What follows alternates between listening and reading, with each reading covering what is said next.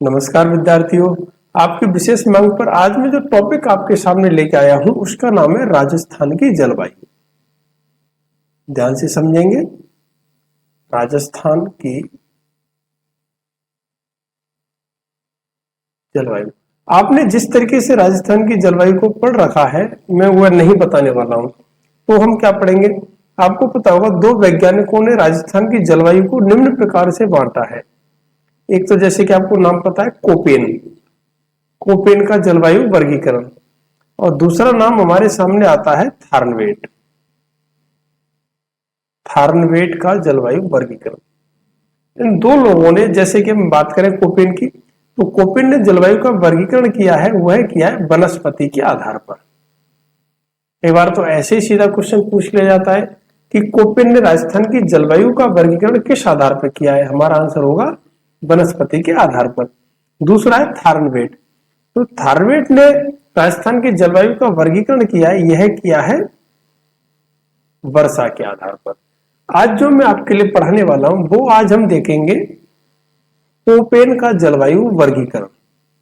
और मैं आपको बता दूं, अगर जलवायु से संबंधित जब भी एग्जामिनर को कोई कठिन क्वेश्चन बनाना होता है तो कोपेन और थार्नवेट में से क्वेश्चन को जरूर बनाता है। तो आज मैं जिस तरीके से आपको इसको याद कराऊंगा, मैं दावा कर रहा हूं फिर आप बोलेंगे तो नहीं। तो चलो देखते हैं कोपेन ने जो जलवायु का वर्गीकरण किया वनस्पति के आधार पर, वह किस प्रकार से किया है। यह हमारे सामने कोपेन का जलवायु वर्गीकरण। इन्होंने हमारे राजस्थान को 4 हिस्सों में बांटा है, BWHW। एक बार के लिए अपने नाम को पढ़े मेरे साथ साथ। BWHW, BSHW, CWG, AW। आपने देख लिया। अगर आप इनका सीधा इस प्रकार से नाम याद रख पाए, BWHW क्या होता है? उष्ण कटिबंधीय शुष्क जलवायु। BSHW क्या होगा? अर्ध शुष्क जलवायु।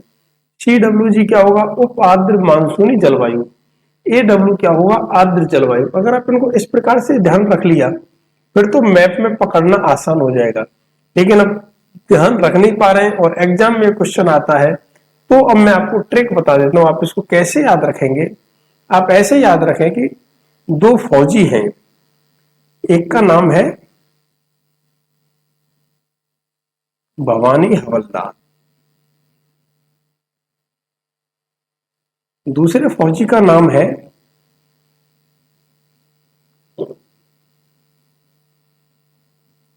भूरा सिंह हवलदार। अब क्या हुआ, ये दोनों रिटायर हो गए। रिटायर हो गए तो क्या है, आपको पता ही है कि आर्मी वाला रिटायर हो जाए तो अपनी आगे की पढ़ाई कंटिन्यू रख के क्या कर सकता है, नई जॉब भी लग सकता है। तो ये क्या कहे, पढ़ने के लिए गए हैं कॉलेज। याद रखेंगे, कॉलेज आर्मी। अब आपकी ट्रिक आपके सामने कंप्लीट है। जब भी हम देखेंगे कोपेन का जलवायु वर्गीकरण कैसे याद रखना है, तो आप केवल ये 4 नाम याद रखें, भवानी हवलदार, भूरा सिंह हवलदार, कॉलेज आवे। भवानी हवलदार को आप कैसे बनाएंगे? BWHW, भवानी हवलदार। भूरा सिंह हवलदार कैसे बनाएंगे? BSHW। कॉलेज को बनाएंगे CWG और आवे को बनाएंगे AW। वापस देख लीजिए, भवानी हवलदार BWHW, भूरा सिंह हवलदार BSHW, कॉलेज CWG, आवे AW। अब मैं आपको इनको राजस्थान के मैप में बता देता हूं। राजस्थान के मैप में कैसे देखेंगे, जैसे मैं टूटा फूटा राजस्थान का मैप बनाने का प्रयास करूं तो लगभग लगभग ऐसा हमारे सामने निकल के आएगा।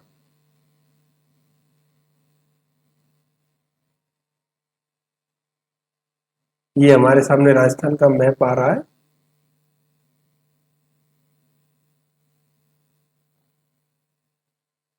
ये हमने राजस्थान का मैप बनाया।